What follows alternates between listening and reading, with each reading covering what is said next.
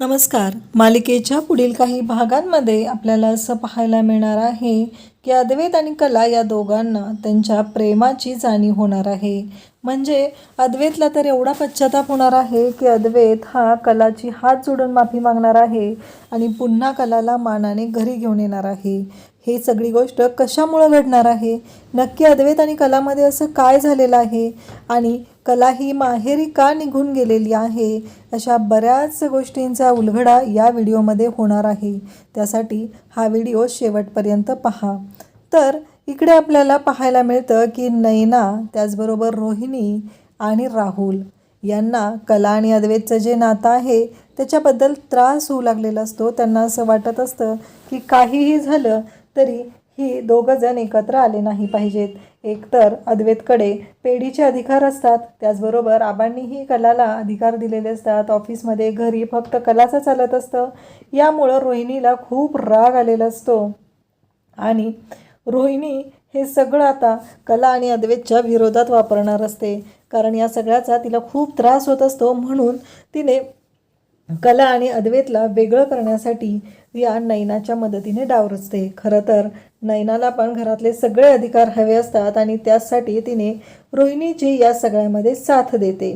खरं तर हे सगळं जे घडत असतं ते फक्त आणि फक्त या नालायक नैनामुळं, तिच्यामुळंच अद्वैत आणि कला यांच्यावरती इतकी वाईट वेळ आलेली असते की दोघांनी डिवोर्स घेण्याचा निर्णय घेतलेला असतो. आणि या सगळ्याचा त्रास हा कला आणि अद्वैत या दोघांनाही होऊ लागलेला असतो. पण त्यांचा हा डाव नियती कसा उधळून लावते हे आपल्याला या व्हिडिओमध्ये पाहायला मिळणार आहे. त्यासाठी म्हणजे नक्की आता कला आणि अद्वैत का डिवोर्स घेण्याचा निर्णय घेतात, तर नैना आणि राहुल यांच्या डोळ्यात खुपत असतं. यांना वाईट वाटत असतं की या कलाकडे आणि अद्वैतकडे सगळे अधिकार आहेत. त्यामुळं त्या तिघांनाही खूप राग आलेला असतो आणि त्या तिघांनीही असा विचार केलेला असतो की काहीही झालं तरी आपण यांना एकत्र येऊ द्यायचं नाही. आणि मग अद्वैत आणि कला खूप प्रेमाने वागत असतात, एकमेकांशी खूप चांगलं चाललेलं असतं. आबांनाही छान वाटत असतं की कितीतरी दिवसानंतर या घरात कोणाचा तरी सुखाचा संसार होतोय. ही आबांचं जे स्वप्न आहे ते पूर्ण होत असतं.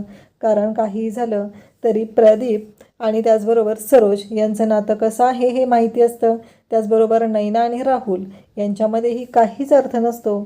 तर इकडे आपल्याला पाहायला मिळतं की आबांना आता बरं वाटू लागलेलं असतं. अद्वैत या घरचा मोठा मुलगा आहे, ते जबाबदार आहे आणि हे सगळं चांदेकरांचं साम्राज्य तोच सांभाळणार आहे, तोच वारस आहे.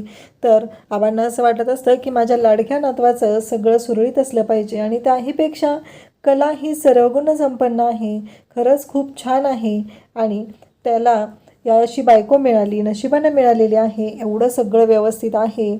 मग आता असं का होतंय हा प्रश्न इकडे आबांना पडलेला असतो आणि आबांनाही धक्का बसलेला असतो.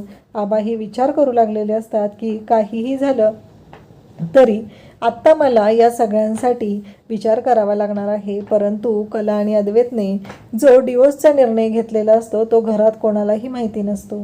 त्याचं कारणच तसं घडलेलं असतं की कला स्वतःहून माहेरी निघून गेलेली असते.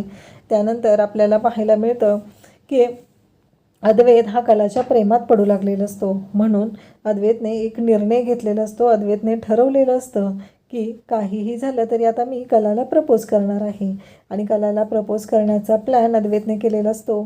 आणि अद्वैतने कलासाठी एक साडी घेतलेली असते.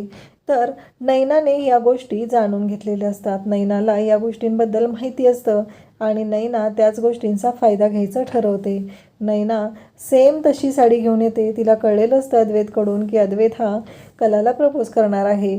अद्वैतने खूप सुंदर असं डेकोरेशन केलेलं असतं, सगळी तयारी केलेली असते आणि त्याने कलाला वरती बोलवलेलंही असतं. कलाला ती साडी दिलेली असते. कलाही खूप खुश असते आणि कला अद्वैतला भेटण्यासाठी वरती जाणार असते. अद्वैतने वरती अंधार केलेला असतो आणि कॅन्डल लाईट डिनरची अशी सोय केलेली असते. पण त्याच वेळी नेमकं नैना पूर्ण बंगल्यातील लाईट ऑफ करते आणि तिथे वरती जाते आणि अद्वैतने जिथे तयारी केलेली असते तिथं ती पोचलेली असते. पण त्या मंद प्रकाशामध्ये अचानक लाईट गेल्यामुळं थोडासा अंधार झालेला असतो आणि अद्वैतला कलाची ती साडी दिसते. तर अद्वैतला असं वाटतं की कलाच आलेली आहे, कारण त्याने ती साडी कलाला गिफ्ट केलेली असते. परंतु अद्वैत प्रपोज करणार असतो. नेमकं त्याच वेळी त्याने नैनाचा हात हातात घेऊन नैनाला प्रपोज करतो. त्याला असं वाटतं की तिथे कला आलेली आहे, पण ॲक्च्युली कला तिथे नसते, तर ती नैना असते. आणि नेमकं त्याच वेळी लाईट्स येतात आणि कला तिथे उभी असते आणि कलाला दिसतं की अद्वैतने नैनाला प्रपोज केलेला आहे. एवढा सगळा मोठा गोंधळ झालेला असतो. आणि इकडे आता कलाने हे सर्व पाहिलेलं असतं, तर कलाला खूप राग येतो, वाईट वाटतं. आपण असं समजत होतो की अद्वैत मला प्रपोज करणार आहे, आणि हे सगळं काय घडलं? हे सगळं केलेलं असतं ते म्हणजे रोहिणी आणि नैनाने कला आणि अद्वैतला वेगळं करण्यासाठी. बरोबर कलावरती जाणार त्याच वेळेस लाईट ऑन होणार, हे सगळं रोहिणीने मॅनेज केलेलं असतं.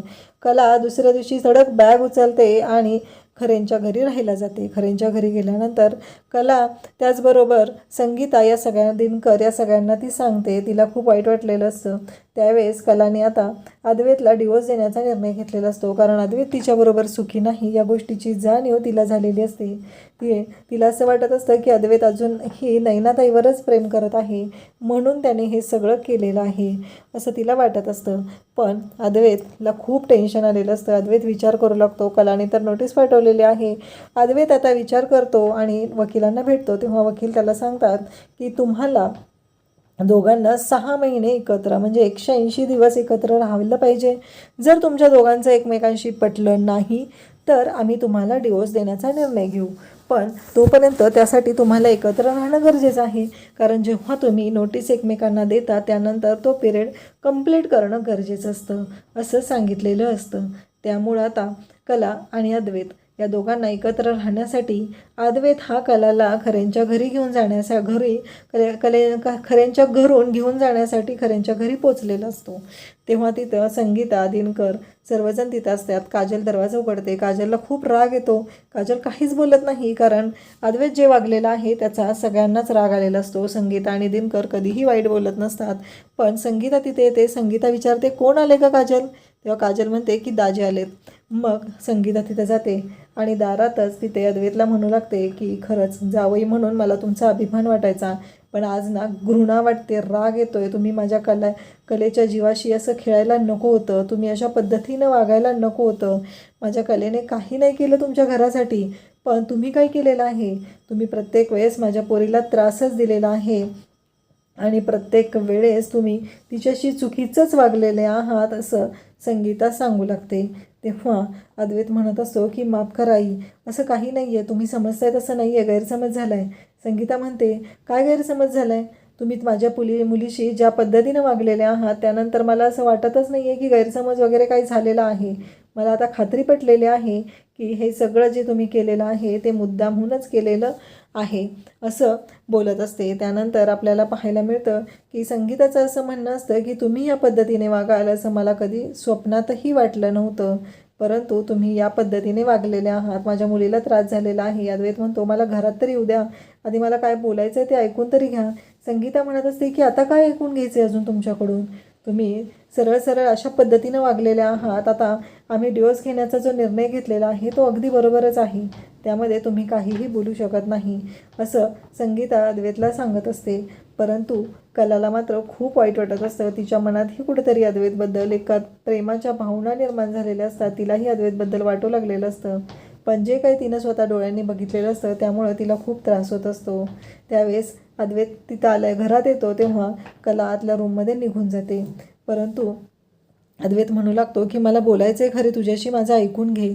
आणि मग तो सांगतो की एक गोष्ट लक्षात ठेव खरे, आता आपल्याला वकिलांनी जर आपल्याला डिवोर्स घ्यायचा असेल तर एकमेकांसोबत 6 महिने राहायला सांगितलेलं आहे आणि मी तुला घरी घेऊन जायला आलेलो आहे.